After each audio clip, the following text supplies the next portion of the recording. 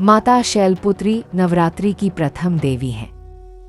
इन्हें पर्वतराज हिमालय की पुत्री होने के कारण यह नाम मिला। शैलपुत्री का पूर्व जन्म सती के रूप में हुआ था, जो प्रजापति दक्ष की पुत्री और भगवान शिव की अर्धांगिनी थी। जब प्रजापति दक्ष ने यज्ञ का आयोजन किया और उसमें भगवान शिव का अपमान किया, तब सती इस अपमान को सह न सकी और उन्होंने यज्ञकुंड की अग्नि में अपनी देह त्याग दी। उस बलिदान के बाद वे पुनर्जन्म लेकर हिमालय की पुत्री बनी और शैलपुत्री के नाम से विख्यात हुईं। उनका स्वरूप अत्यंत शांत और दिव्य है। नंदी बैल पर सवार, दाहिने हाथ में त्रिशूल और बाएं हाथ में कमल लिए हुए। नवरात्रि के पहले दिन इनकी पूजा का विशेष महत्व है, क्योंकि ये नवदुर्गा की प्रथम शक्ति है। योगशास्त्र में इन्हें मूलाधार चक्र की अधिष्ठात्री देवी माना जाता है, जिनकी आराधना से साधक के जीवन की नींव मजबूत होती है और स्थिरता, आत्मविश्वास तथा आध्यात्मिक ऊर्जा प्राप्त होती है।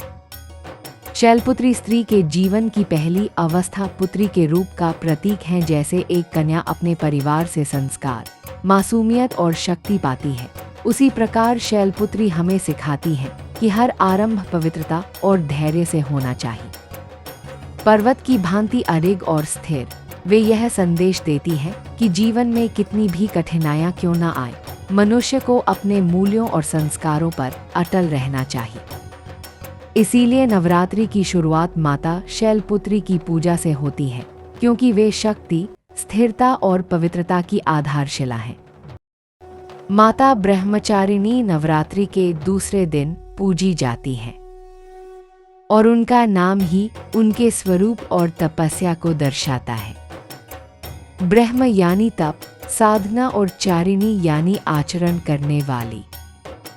शैलपुत्री के रूप में जन्म लेने के बाद जब वे युवती बनी, तो उन्होंने भगवान शिव को पति रूप में पाने का संकल्प लिया।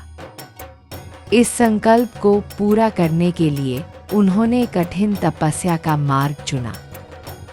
वर्षों तक निर्जल और निराहार रहकर उन्होंने कठोर साधनाएं की, यहाँ तक कि खुले आकाश के नीचे कड़कती धूप और ठंडी हवाओं में भी निर्विकार खड़ी रहीं।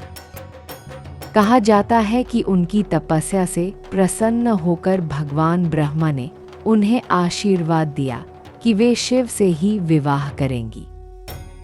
उनके इस रूप में दाहिने हाथ में जपमाला और बाएं हाथ में कमंडल रहता है, जो साधना, संयम और अध्यात्म का प्रतीक है।